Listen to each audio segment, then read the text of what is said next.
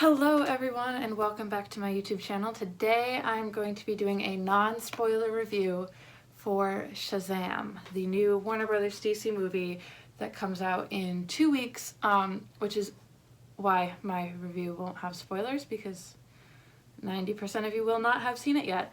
I was lucky enough to go to a Fandango early access screening. Luckily they had one in my college town. That was great, super exciting. So now I'm gonna review it.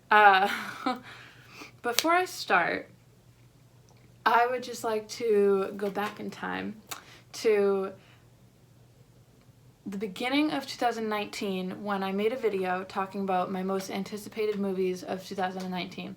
And this was pretty close to the top of my list. The trailers for this movie were so good. I was so excited.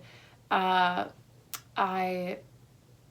just rewatched them. I told everyone I knew, I was like, oh, you should watch out for this movie. It might be really good. And I was so excited for it. So I was hotly anticipating today. And I sat down in the theater thinking, this movie has the potential to be my favorite movie of the year. And having seen it, unfortunately, I was disappointed. So there are many reasons why that is, and there are also many things that I loved about the movie, so today I'm going to break them down. So stick with me. If you're a huge DC fan, I think this is definitely worth seeing in the theaters. Even if you're just a comic book fan, and it's a very funny movie, but there were just a lot of things that were missing for me, and so we are going to break those down. Okay. So, first of all, the writing, I think, could have been a lot stronger. And this is disappointing to me as someone who's studying screenwriting in college, as I've said 1,000 times. And there were so many moments where I just thought, I would have done that differently. That's kind of disappointing. But it'll get better. It's fine. It's fine. And then, so that happened about 6 times until I realized at the end of the movie, when the person I brought with me was just like upset that she spent her money. I realized that like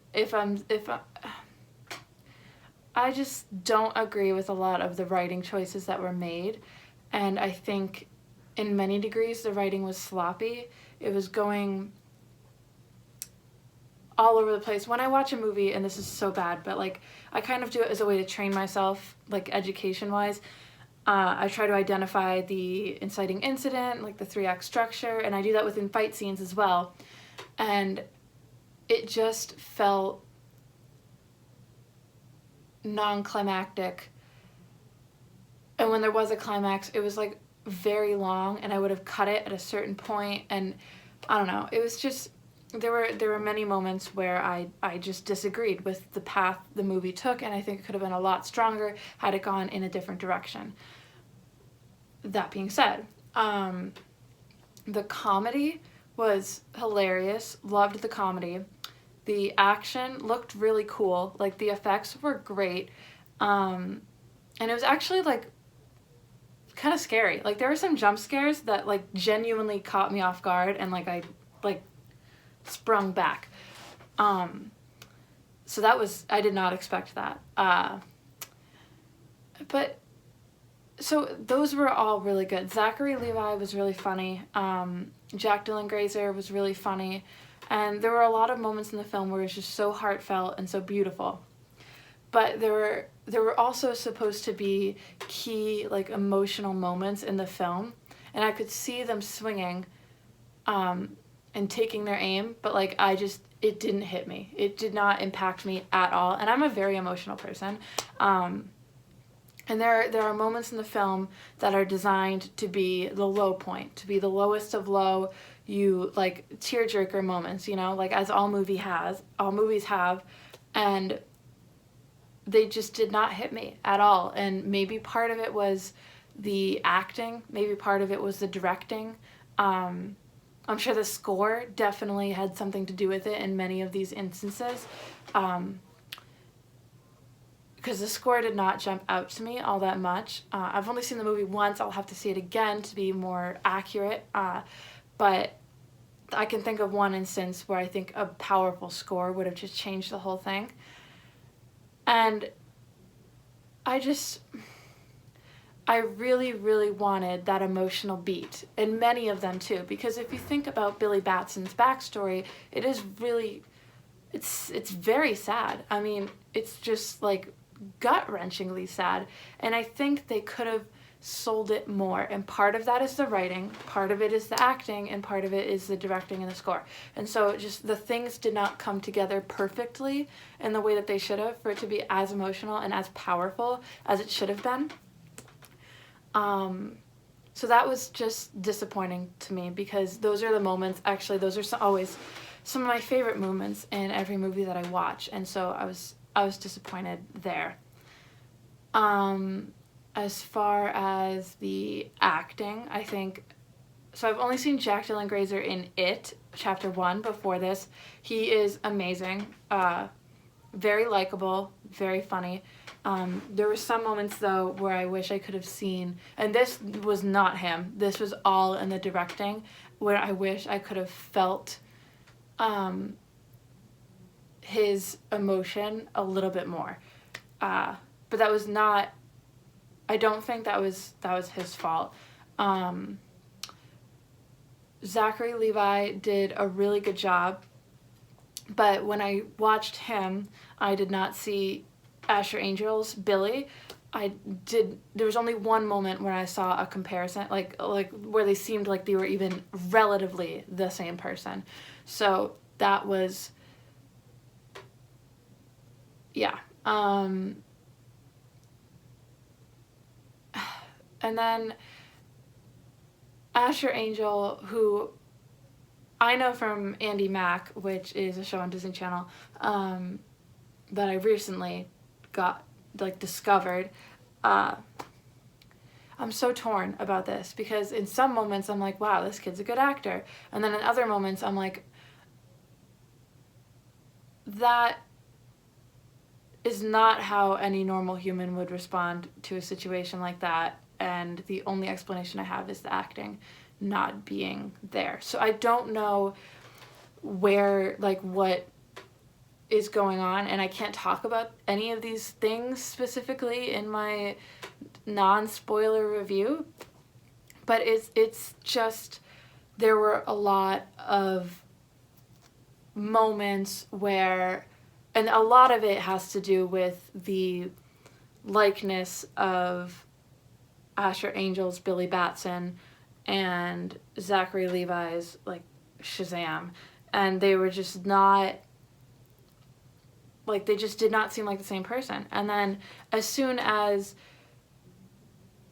he became Shazam, he got his powers, the dynamic between Freddy and Billy was completely different, which just did not seem realistic. It didn't seem like it was in character. A lot of the stuff that happened actually did not seem like it was entirely in character. And I'm not an expert on the Shazam comics. I honestly do not, I haven't read them, but, and I'm just putting that out there, but from what they gave us in the movie, as a movie viewer, this should be something that I watch and I understand, and I can understand the choices that the characters make. And I, for a lot of the time, did not, which was just disappointing. Furthermore, if someone gets hit, they should have a black eye. If someone gets hit in the face, they should have a black eye, shouldn't they? Right? That's just how the world works. Unless you're a superhero. So where was the, I don't know, it just felt like it was low stakes. And I knew that the stakes were high because they said they were high. And there was one scene where they showed me how high the stakes could be. But I never once sensed that there was anything for the antagonist beyond this movie should he succeed. I didn't understand where, what the people around Billy, like just Philadelphia in general, like how any of this would be affected if he lost. It felt like the stakes were not that high. And when you watch the movie, you will understand it. I can't say anymore. It's frustrating me that I was so excited for this movie and I had such high hopes for it, maybe too high. And I saw some reviews, and I don't like look out for reviews, but I just saw like tweets and stuff, and it really seemed like people loved it, and I was so excited. And I literally sat down and I was like, this could be my favorite movie of the year. And that's rivaling like Endgame, Spider-Man, Far From Home, like some of my favorite, like, and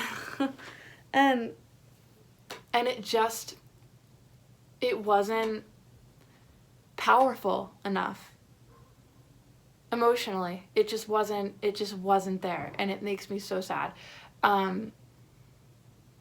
And I feel awful making a negative review because I don't like to do that. I purposely don't make reviews if I know they're going to be negative, aka Fantastic Beasts: The Crimes of Grindelwald. But this is just like coming out. Like I just needed to talk about it. And I really want to know what your opinions are as well. So please let me know in the comments down below. And again, like there are so many amazing parts of the movie that were so strong and so good, but there were just such critical moments where they should have gone one way and they were like, let's go this way, and it just didn't work for me. And I think it could have been a half hour shorter because there are certain scenes that I just would not have included for various reasons, because I would have taken the script in a different direction. So that being said, I can't spoil anymore. Not that I did spoil, but like I can't like say anymore because I'm afraid I'm going to spoil stuff. For those of you wondering, there are 2 end credit scenes. Yeah, so stick around to the end if you want to see that. I would also like to make it clear though that there is a huge future for Shazam. And I really wanted to make more movies. I fully want a Shazam 2, a Shazam 3. They have so many places to go with this. They really set up some awesome storylines.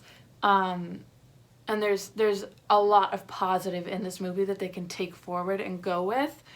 Yeah. And yeah, I mean, I don't know whether to tell you to see this movie or not, because my friend, just asked and I said no, and then but like that's because I know them as a person, and so I know they wouldn't like it. So it's up to you. Like if you think you can always wait. Ooh, I'm moving around. I'm on a rocking chair. If you think that if you're a huge Zachary Levi fan, Jack Dylan Grazer, Asher Angel, I know they all have followings. If you're a DC Comics fan, like go ahead. There's some great stuff in here and a lot of awesome teases. And just in the fact that Freddy, every day he's wearing a shirt of like a different DC Comics hero, like that, like little details like that, which is in the trailer, so I'm considering it not a spoiler. But just stuff like that, I would say, is really nifty and cool to see. And if this was Marvel, I'd be saying the same thing to Marvel fans. Like, Easter eggs are awesome, so go knock your socks off. But to me, it was just like, okay, yes. Yes.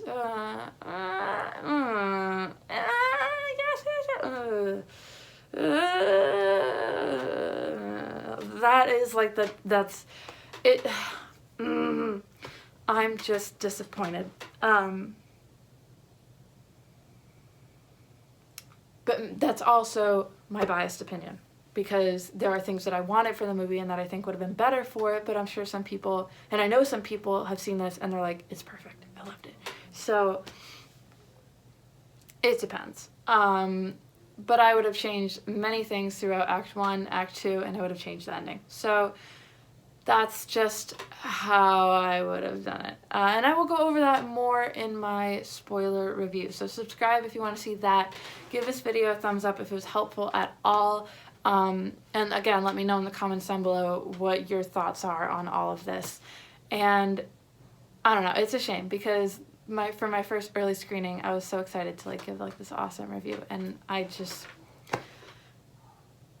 can't like lie to you guys, so I just am saying like what I think. But I mean, it was a very enjoyable movie. It was, but there were just too many moments where I was like, So for that reason, I have to fault it. Like, I have to. I can't ignore it. And it's a shame. So, yes. Yeah, so do all those things I told you, and have a good day, everyone.